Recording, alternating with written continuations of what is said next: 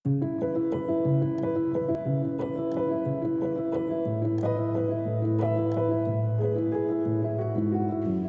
a un nou capítol de La història que no sabies, el podcast on descobrim l'origen de coses que sovint ni t'havies preguntat.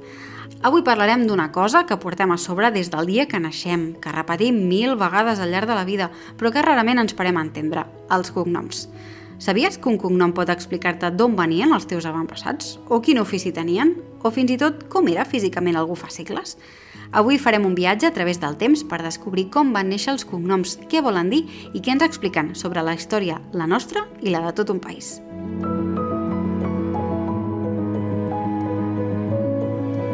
Hi va haver un temps, i no fa pas tant, que no existien ni DNIs, ni perfils digitals, ni registres electrònics. I com es reconeixien les persones? Doncs amb el nom. Sí, només el nom. I sovint aquest anava acompanyat d'alguna pista extra, d'on eres, què feies... Això ja era suficient per saber qui eres dins de la comunitat. Però clar, amb el temps els pobles es van anar fent més grans, la gent es desplaçava, els mercats s'omplien i els noms es repetien. I arriba un punt en què no n'hi ha prou amb ser simplement un Joan o un Anna. I aquí és quan comencen a aparèixer els cognoms. Els cognoms van néixer com una mena d'afegit, com una etiqueta que et complementava i que de retruc també et carregava a l'esquena la història de la teva família. Els primers cognoms, tal com els coneixem avui, van començar a aparèixer a partir del segle XI, però alerta, només una minoria els feia servir, sobretot la noblesa o famílies amb terres. I no eren noms posats perquè sí, sovint tenien a veure amb l'ofici, amb el lloc d'on venies o amb alguna característica física o fins i tot amb el nom de la casa pairal. Per exemple, si eres ferrer, doncs ferrer. Si venies d'un Puig, doncs Puig. Si eres alt, potser Altamira. No sé, ja m'entens. Durant els segles XIII al XV, els cognoms es van anar estenent cap a les ciutats i després també cap al món rural. És en aquest moment quan deixen de ser descriptors puntuals i passen a ser hereditaris. És a dir, es comencen a passar de pares a fills, com una part més del patrimoni familiar. Ara bé, com sempre, hi ha excepcions. A les famílies amb títols o terres de vegades s'invertia l'ordre dels cognoms. Per exemple, si la mare venia d'una nissaga potent o amb prestigi, es col·locava el seu cognom en primer lloc per donar-li visibilitat. Això no es feia perquè sí, calia autorització legal i era una manera de preservar l'herència i també el poder. Durant molt de temps la norma era clara. El primer cognom era el del pare i el segon el de la mare. Sí, és una fórmula patriarcal, però també es va permetre que quedés constància dels dos costats de la família, cosa que arreu del món no es fa. Així, quan diem un nom complet, realment estem construint un pont entre dues històries, la paterna i la materna. I al cap de la fi, aquest sistema ens diu que venim de dues línies, dues famílies, dues vides que es van creuar. Al segle XIX, amb la creació del registre civil a Espanya el 1871, aquest sistema es formalitza i queda establert legalment. Primer el cognom del pare, després el de la mare, sense excepcions. Avui, però, les coses han canviat una mica. Ara els pares poden decidir quin cognom va primer. Tot i així, l'essència es manté. Cada persona és filla de dues famílies i això queda reflectit en el seu nom. I si et pares a pensar-hi, els cognoms són molt més que paraules, són pistes. Ens parlen d'orígens, d'oficis, de llocs i fins i tot de com era algú físicament fa segles.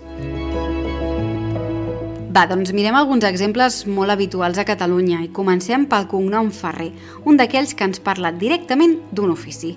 Era la persona que treballava el ferro, un ofici bàsic i molt respectat a l'edat mitjana. Després tenim Puig, que vol dir turó, i segurament indica d'on venia la família, una referència directa al paisatge.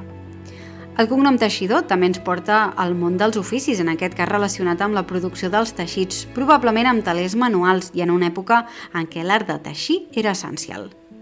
Altres com Riera o Torrent són encara més visuals, referències naturals de la geografia del lloc on vivia la família, prop d'una riera, d'un torrent o d'un curs d'aigua.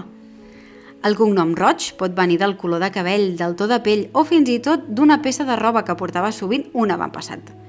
També tenim fuster, un altre ofici tradicional que ens connecta amb aquelles feines essencials per la vida quotidiana. Amb el segle XX i els grans moviments migratoris, molts altres cognoms van arribar a Catalunya, sobretot d'origen castellà, andalús o extremeny. Molts d'aquests són patronímics, és a dir, indiquen de qui eres fill. Per exemple, Martínez vol dir fill de Martín, González vol dir fill de Gonzalo, Pérez, que vol dir fill de Pedro, i Fernández vol dir fill de Fernando. També n'hi ha de més descriptius, com blanco, que vol dir simplement blanc, moreno, que té a veure amb el color de pell o de cabell, campos, que ens porta directament al paisatge rural, i sierra o muntanya, que igual que Puig o Torrent ens expliquen d'on venia aquella família. També hi ha un altre detall que sovint passa desapercebut i és la influència de la cultura àrab a la península.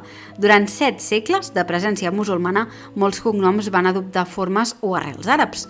Per exemple, tenim Benítez, prové de Bani, que en àrab vol dir fill de. Alarcón deriva de l'Arcún, que significa turó, i Medina, tot i sonar bé en castellà, en realitat ve de Medina, que vol dir ciutat. Tot això, en definitiva, ens demostra una cosa. Darrere de cada cognom hi ha un relat. I tenir 2 cognoms no és només una norma legal o una tradició, és una manera de mirar el món. És a dir, sóc el resultat de 2 històries que es van ajuntar i potser també de moltes més que no veiem. La propera vegada que escriguis els teus cognoms, pensa que no és només un nom escrit en un document, és un fragment de memòria. Ens trobem ben aviat amb més històries que potser tampoc sabies. Fins aviat!